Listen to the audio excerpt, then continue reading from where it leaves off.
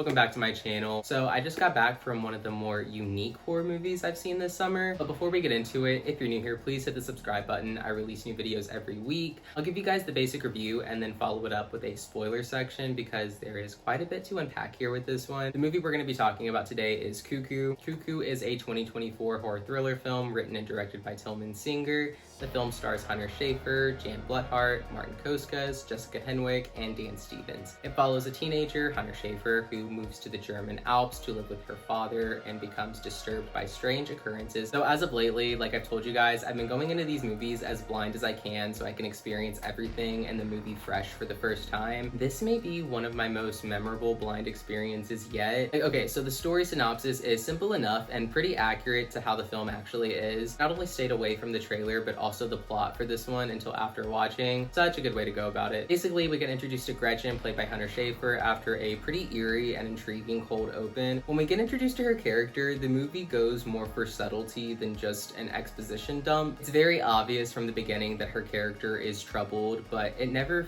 feels heavy-handed or leans into her being annoying or unlikable. Despite coming off rough around the edges, her character shows charisma and just the right amount of snark to root for her character. She's hot as a bitch.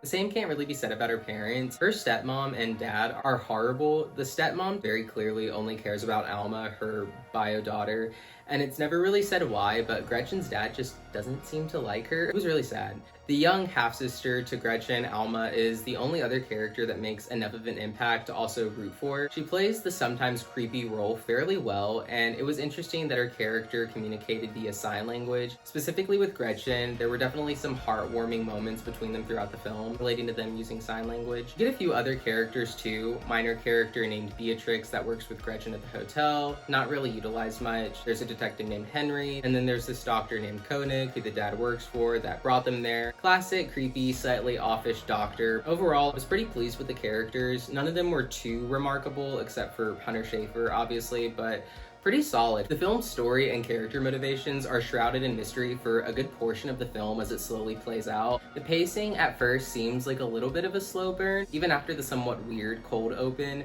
it slowly builds up to the first thing, and then once that happens, the movie sets off, and it lives up to the name. The setting for the film also feels like a key element to the film's tone and atmosphere. Really gorgeous shots of the German Alps mixed with the eerie setting of a desolated resort on the older side where Gretchen works, and the forest scenes that are used at night. Top-notch cinematography. Now, this movie isn't perfect by any means. While it is a bit bonkers at times, pretty original, I'll give it that, and even has some weirdly timed humor that actually kind of works. It does, however, have some predictable story beats. The family trauma that's unraveled during the film feels a bit been there, done that, and sort of keeps the film somber as opposed to having a lighter tone. This one opted for a more serious one, and in a way worked better had it been more of a horror comedy like some of the reviews had described.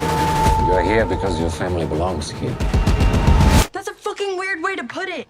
This one definitely seemed to lean more on the serious side despite the comedy. The use of shadows and silhouettes with a few editing tricks to make more effective jump scares were all really nicely done. Although as much as I loved the sound design, it could get a bit unnecessarily loud at times. We've been over this, especially with the Insidious movies, but in the end, it was more of a positive than a negative for me. I think the movie could have been a bit scarier. As far as scares go, the movie makes incredible use of the set sound design. The soundtrack is great, but the sound design is what really adds to this thing's appearance and character. The thing that this movie's strange occurrences are caused by was much better whenever it was kept hidden somewhat before it was fully revealed, like any spooky character or aspect in a horror film. Once it loses its mystique, it essentially loses quite a bit of its effectiveness. It doesn't hurt the movie entirely, but once the movie reveals it and explains stuff, the explanations start to fall apart and get a bit muddled towards the end. We'll talk about that in spoilers, but at the very least, it retains enough tension and energy to propel the movie through the finish line. Overall, I would give Cuckoo a 9 out of 10. Neon continues to keep knocking knocking it out of the park with their horror films. I probably like this one more than Longlegs and maybe even Immaculate, but I'll fully assess that after a rewatch. This movie was creepy, unique, masterfully shot, had a great soundtrack with spooky sound design, decent characters, especially Hunter Schaefer, such a knockout performance from her, and an interesting concept that, while once all is said and done, doesn't fully stick the landing. Regardless though, if you've been waiting for this movie, you're not going to be disappointed. It quite literally is Cuckoo. Sorry, I had to. Alright, now that we've gone through the spoiler-free section, let's get into some spoilers. So first and foremost, while I think the trauma of Gretchen's mom dying was effectively portrayed throughout the film, the twist of the mom actually being dead after Gretchen seemingly really believes she's going to reach her mom after calling and calling, the gut punch of her mom being dead is genuinely effective, but Mom, I really want to go home. You're getting back. I think it kind of dragged the movie down with such a somber storyline and an otherwise very off-the-wall, weird type of film. It wasn't awful or ruined the film for me, but I could have done without it. Now, the villain for the film, let's be real here, the doctor is the villain of the movie, but the hooded figure donning the sunglasses and all of the promos turns out to be some kind of ancient siren sounding like being in woman form. I don't know if there's men versions. The movie didn't explain it too much. Basically, the family was brought there so this doctor the dad works for can lay eggs in his wife. Hard to say whether or not the dad knows all of what's going on. He's just kind of there and an asshole, but not confirmed as evil and in on it, so it's kind of blurry there. Doctor came off as sus straight off the bat, so it was a bit predictable he was going to be involved, but it turned out this was his entire experiment, so I guess that was kind of a little bit of a reveal. Bringing the family there, trying to use the family's daughters as part of the experiment, which the movie ends up revealing Alma as one of these hybrid ancient things. This doctor wanted to try and preserve these species, so he's using the cuckoo bird method, I guess, by using couples who come to his resort as bait for this thing to lay eggs in these women. Very, very weird plot we got going on here. The movie can be a bit confusing or just kind of vague at times. Gretchen being attacked as much as she was kind of confusing for me as to what they were going for. The doctor seemed to want to keep her away from it initially. I want you to lock the doors and wait for me. I will come pick you up right now. But later in the movie, he traps her in this pool with one of them, which ends poorly. I think she may not have been a target at first until that detective guy named Henry comes in and works with Gretchen to find the hooded woman who attacked her a few nights before. Very, very good sequence with her on the bike, by the way. Just had to sidebar real quick. Loved the panning shot of the figure running through the tree line and then slowly panning up after briefly showing the shadow, followed by the creature popping out of the darkness. Really effective scare and chase. Anyways though, after that happens and another encounter with this hooded woman creature which lands her and her friend in the hospital, the detective not only believes her but actually tries to team up with her and help her after having his own experiences with her, I think. He has some kind of connection to her and he ultimately teams up with Gretchen to try to take her down. Ultimately, that didn't work out very well either. Her friend Beatrix gets attacked.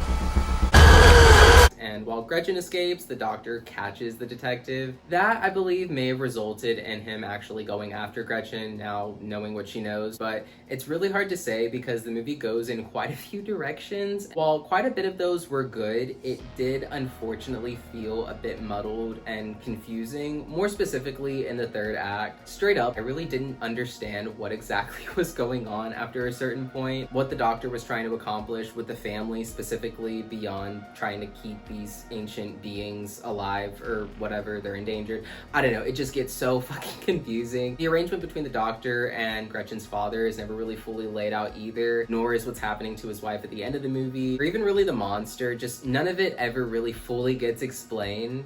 So really quick, one thing that I forgot to mention last night in my initial review is that the beings seem to have this weird ability where they're able to trap their victim in a time loop. It never lasts for longer than maybe a few seconds, and it doesn't seem to affect the being at all. But yeah, never fully gets an explanation on it, but I forgot to mention it last night, and I kind of thought it was a cool aspect that they added to the creature, so yeah, I just wanted to mention it to you guys.